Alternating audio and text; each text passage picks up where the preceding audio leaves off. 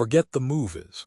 CIA and FBI operatives don't train in secret mystical arts. They train in pragmatic survival mechanics.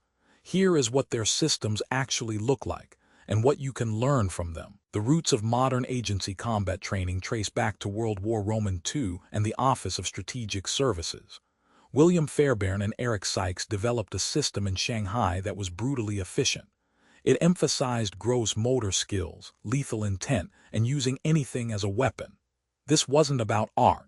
It was about survival under extreme stress. The philosophy was extreme simplicity. For the FBI, the genesis was different but parallel. Early training focused on arrest techniques. But the formation of the hostage rescue team in 1983 changed everything. HRT needed operators ready for physical confrontations where firearms weren't an option. Both paths led to the same conclusion: practical effectiveness over style. The CIA's unarmed combat training is not monolithic. It varies dramatically by role. Case officers operating undercover get a crash course in violence of action. Their training focuses on breaking holds, creating distraction, and escaping. Physical combat is a worst-case scenario. Their primary weapons are their cover story and intellect.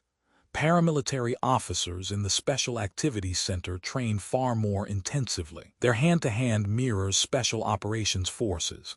They use the most effective, pressure-tested techniques from the global martial arts landscape. The goal is full-spectrum combat readiness. For you, the lesson is clear. Match your training to your mission.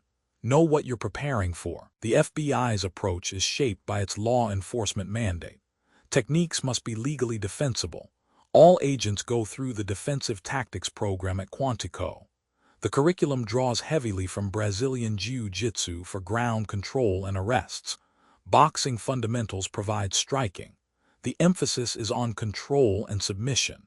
Agents train in business attire, integrating weapon retention and disarming. It's a perishable skill requiring regular recertification. Legal use of force parameters are constantly reinforced. For you, this means your training must be adaptable to your environment. If you wear a suit, train in a suit. If you carry a weapon, train to retain it. For the FBI's full-time tactical operators, training goes beyond basic defensive tactics. The hostage rescue team's hand-to-hand curriculum is closely guarded, but we know their new operator training school includes advanced close-quarters battle. This integrates advanced grappling, striking, and weapon-based drills. Operators prepare to physically dominate and control subjects in high-risk scenarios. The training is continuous and pressure-tested. It's not about learning a style. It's about building a toolbox of effective responses. For you, this means your training must include stress inoculation. You need to perform under pressure, not just in a comfortable gym setting. Contrary to myth, there is no single secret style. Both agencies use a toolbox approach. They assemble effective techniques from various martial arts. Brazilian Jiu-Jitsu and wrestling form the cornerstone of control tactics.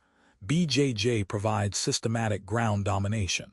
Krav Maga contributes aggressive, instinct-based responses.